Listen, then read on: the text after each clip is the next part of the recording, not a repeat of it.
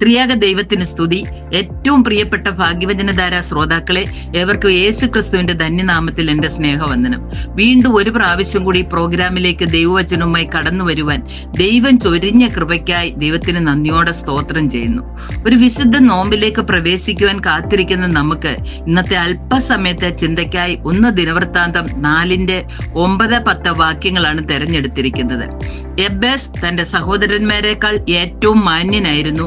അവന്റെ അമ്മ ഞാൻ അവനെ വ്യസനത്തോടെ പ്രസവിച്ചു എന്ന് പറഞ്ഞ് അവനെ യബ്ബേസ് എന്ന് പേരിട്ടു.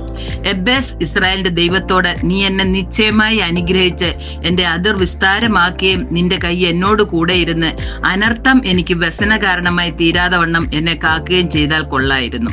അവൻ അപേക്ഷിച്ചതിനെ ദൈവം അവന് നൽകി. കേവലം 2 വാക്യങ്ങളിൽ മാത്രം കാണുന്ന ഒരു വ്യക്തിയുടെ പ്രാർത്ഥനയാണിത്. അവന്റെ ജീവചരിത്രം മുഴുവനും അവന്റെ വിശ്വാസത്തിന്റെ ആധിക്യവും ഇവിടെ വെളിപ്പെടുന്നു. യബ്ബേസ് എന്നാൽ ദുഃഖപൂർണം എന്നാണ് അർത്ഥം. ഞാൻ അവനെ വ്യസനത്തോടെ പ്രസവിച്ചു എന്നാണ് അമ്മ പറയുന്നത്. ഏതൊരമ്മയും 9 മാസം വയറ്റിലിട്ട് ചുമന്നു വളർത്തി അതിനെ പ്രസവിക്കുമ്പോൾ വളരെ ആകാംക്ഷയോടെ കാത്തിരിക്കുന്ന അവസ്ഥയിലാണ്. എന്നാൽ യബ്ബേസിന്റെ അമ്മ ഇങ്ങനെ പറയുവാൻ കാരണം അതവന്റെ ശരീരത്തിന്റെ വിരൂപമായിരിക്കാം. ഇങ്ങനെ വളർന്നു വരുന്ന കുട്ടി വളർന്നു വരുമ്പോൾ നിശ്ചയമായും നിരാശനായി തീരാൻ സാധ്യതയുണ്ട്. നിരാശ സാത്താന്റെ പണിപ്പുരയാണ്. യബ്ബേസിനെ പാപ സ്വഭാവത്തിലേക്ക് കൊണ്ടെത്തിക്കുവാൻ ഇത് കാരണമാക്കി കാണും. ഈ അവസരത്തിൽ അഗസ്തീനോസിന്റെ അമ്മ മോണിക്കയുടെ പ്രാർത്ഥനയാൽ അഗസ്തീനോസിന് മാനസാന്തരം ഉണ്ടായതുപോലെ യബ്ബേസിന്റെ അമ്മയുടെ നിരന്തരമായ പ്രാർത്ഥനയാൽ അവൻ മാനസാന്തരപ്പെട്ട് തന്റെ കുറവുകളോടുകൂടെ ദൈവത്തോട് പ്രാർത്ഥിച്ച് അനുഗ്രഹം പ്രാപിക്കുന്നതായി കാണാം. യബ്ബേസിന്റെ 4 പ്രാർത്ഥന നമുക്കിവിടെ കാണാം. 1, നീ എന്നെ നിശ്ചയമായി അനുഗ്രഹിച്ചെങ്കിൽ കൊള്ളായിരുന്നു.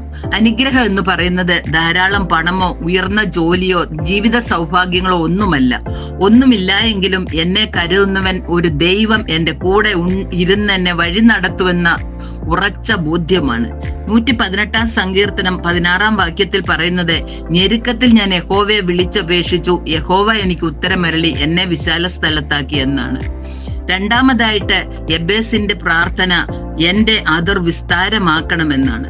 അവൻ പ്രാർത്ഥിക്കുന്നത് സർവശക്തനായ ദൈവത്തോടാകയാൽ അവൻ വിശാലമായി ചോദിച്ചു. അവന്റെ ശരീരത്തിന്റെ ശോച്യാവസ്ഥ, സാമ്പത്തിക മേഖലയിലെ തളർച്ച, വ്യക്തിബന്ധങ്ങളിലെ ഉലച്ചിൽ ഒക്കെ മാറ്റുവാൻ ദൈവത്തിന് കഴിയുമെന്ന് അവൻ ഉറച്ചു വിശ്വസിച്ചു.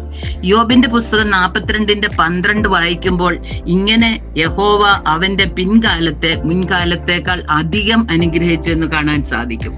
മൂന്നാമതായി, നിന്റെ കൈ നിശ്ചയമായി എന്നോട് കൂടെ ഇരുന്നെങ്കിൽ കൊള്ളായിരുന്നു എന്നാണ് അവൻ പ്രാർത്ഥിക്കുന്നത്. ഇതേവരെ ദൈവത്തിന്റെ കരം അവനോട് കൂടെ ഇല്ലായിരുന്നു എന്നവൻ സമ്മതിക്കുകയാണ്. ദൈവത്തിൽ നിന്ന് അനുഗ്രഹം പ്രാപിപ്പാനുള്ള പ്രഥമ പടി ഉള്ള അവസ്ഥ തുറന്ന് സമ്മതിക്കലാണ്. നമ്മുടെ കുറവുകളും ബലഹീനതകളും നമ്മുടെ ആവശ്യങ്ങളും എല്ലാം ദൈവത്തോട് തുറന്ന് സമ്മതിക്കുമ്പോൾ ദൈവം നമ്മുടെ പ്രാർത്ഥന കേൾക്കും.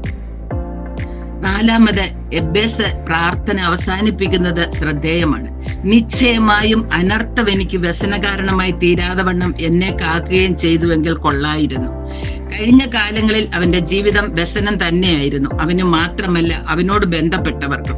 139 സങ്കീർത്തനം 23-24 വാക്യങ്ങളിൽ പറയുന്നത്, ദൈവമേ എന്നെ ശോധന ചെയ്ത് എന്റെ ഹൃദയത്തെ അറിയണമേ, എന്നെ പരീക്ഷിച്ച് എന്റെ നിലവുകളെ അറിയണമേ, വ്യസനത്തിനുള്ള മാർഗം എന്നിലുണ്ടോ എന്ന് നോക്കി ശാശ്വത മാർഗത്തിൽ എന്നെ നടത്തണമേ എന്നാണ്.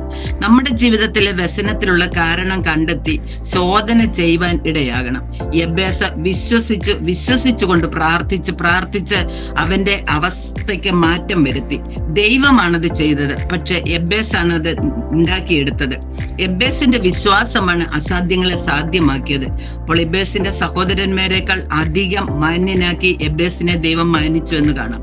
നമ്മുടെ ജീവിതത്തിന്റെ അവസ്ഥ ഏത് തന്നെ ആയിരുന്നാലും ദൈവസന്നിധിയിൽ കടന്നു എന്ന് ഹൃദയ നുറക്കത്തോടെ പ്രാർത്ഥിക്കുന്ന ആരെയും ദൈവം നിരാശനാക്കുകയില്ല. ഈ ദൈവം ഇന്നലെയും ഇന്നും എന്നേക്കും അനന്യനാണ്. അവൻ നമ്മെയും മാനിക്കും. അതിനായി നമുക്ക് പ്രാർത്ഥിക്കാം. ദൈവം എല്ലാവരെയും സമൃദ്ധിയായി അനുഗ്രഹിക്കട്ടെ എന്ന് പ്രാർത്ഥിച്ചുകൊണ്ട് എന്റെ വാക്കിനെ ചുരുക്കുന്നു. ദൈവം എല്ലാവരെയും അനുഗ്രഹിക്കട്ടെ.